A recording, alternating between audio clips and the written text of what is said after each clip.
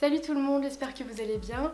Aujourd'hui on se retrouve pour la dernière vidéo de ma série dédiée au repas de réveillon de Noël et Nouvel An en mode végétalien. Donc je vous ai déjà présenté quelques recettes d'apéritifs et de plats principaux et aujourd'hui on va faire une recette de dessert, mais attention on va pas faire une bûche puisqu'on va faire une forêt de sapin enneigé aux saveurs framboise et tiramisu.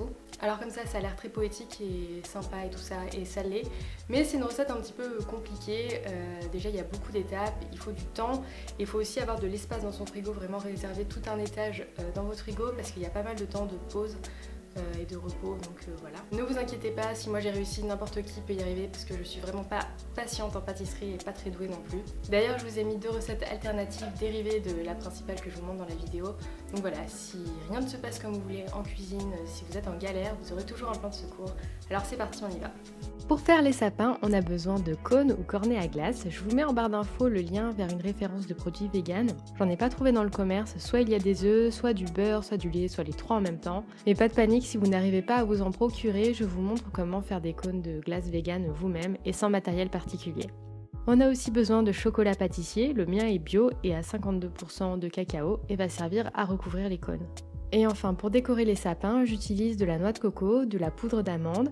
Vous pouvez utiliser ce que vous voulez, l'important c'est que ce soit blanc et que la granulométrie soit fine pour imiter les flocons de neige.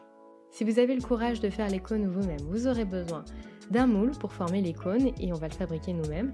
Sur une feuille cartonnée, je trace un quart de cercle d'un rayon de 15 cm à l'aide d'un compas. Je suis sûre que vous serez trop content de le ressortir pour cette occasion. On croit toujours que ça sert à rien, mais c'est toujours dans les situations les plus inattendues qu'on en a besoin.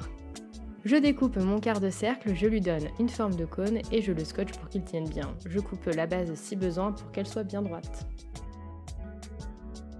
Ensuite, je recouvre de papier d'aluminium et je badigeonne d'huile végétale. Le mieux c'est de faire 3 ou 4 moules pour faire le moins de fournées possible ensuite. Et oui, ça va bien au four et sans brûler, ne vous inquiétez pas.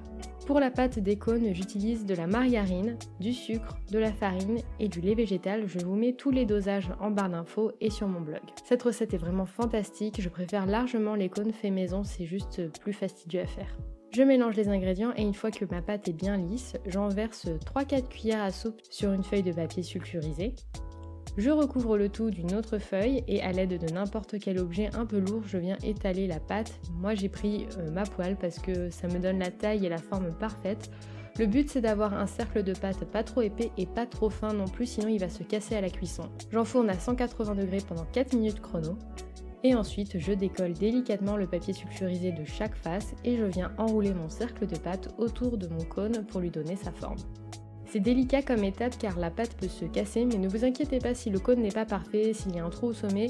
Vu qu'on utilise du chocolat ensuite, on pourra corriger les défauts et boucher les trous. Je termine la cuisson encore 5-7 minutes au four et ensuite je laisse durcir à l'air libre. Maintenant qu'on est prêt et équipé, j'ai envie de dire que la recette peut enfin commencer. Pour que les sapins soient bien droits, je coupe la base de mes cônes. Ça peut aussi permettre d'en faire de tailles différentes et ça fera super joli pour la présentation. Dans une casserole à feu très doux, je fais fondre mon chocolat et ensuite je viens recouvrir toute la surface de mes cônes à l'aide d'une spatule. Ensuite, il n'y a plus qu'à saupoudrer la déco sur le chocolat encore chaud. Comme je vous l'ai dit, moi je fais 2 saveurs différentes, une framboise qui sera totalement recouverte de coco râpé et une tiramisu qui sera moitié amande, moitié coco. Pour faire la crème qui garnira les sapins, j'utilise du lait de coco en boîte que j'ai au préalable mis au frigo pour récupérer la partie solide qui est essentiellement à base de gras. Donc choisissez bien votre lait de coco avec un taux de matière grasse élevé, genre 18%. J'utilise aussi du yaourt de soja que j'ai laissé égoutter dans un torchon, ça permet de retirer l'eau et donc ça se rapproche plus d'une texture de mascarpone et ça casse aussi un peu le côté suave que peut avoir la coco en ramenant un petit peu d'acidité. J'ai aussi utilisé du chantifix, je pense pas que ce soit obligatoire mais j'avais tellement peur que ma préparation soit trop liquide et fasse un carnage en s'écoulant des sapins. J'utilise aussi un petit peu de vanille et de sucre glace. Pour la saveur tiramisu, j'ai utilisé du café et de l'amaretto, de l'arôme d'amande amère, ça ira très bien aussi. Et pour la saveur framboise, j'ai utilisé des framboises surgelées de Picard. Je commence par mélanger au batteur les ingrédients de base de ma crème, à savoir le lait de coco, le yaourt au soja, le sucre glace, le chantifix et la vanille.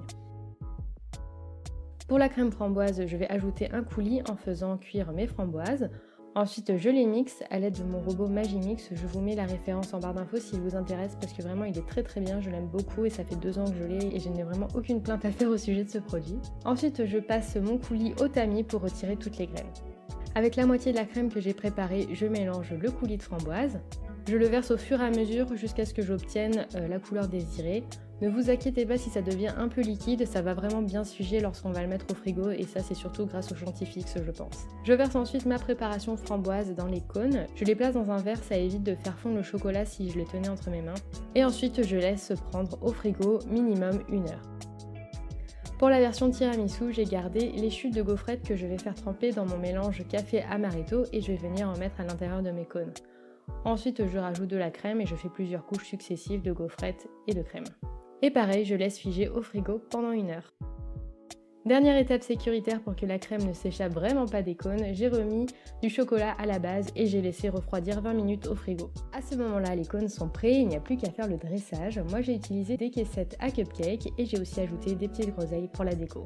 Si jamais toutes les étapes de préparation des cônes et des sapins, ça ne vous plaît pas, vous pouvez simplement servir les crèmes telles quelles. C'est super bon, c'est léger, c'est mousseux. Vous servez ça sous forme de petites verrines et ça fait vraiment un super dessert. J'espère que ces quelques idées de recettes de Noël vous ont plu. Je vous fais plein de gros bisous, profitez bien des fêtes de fin d'année et je vous dis à très bientôt dans une prochaine vidéo. Ciao!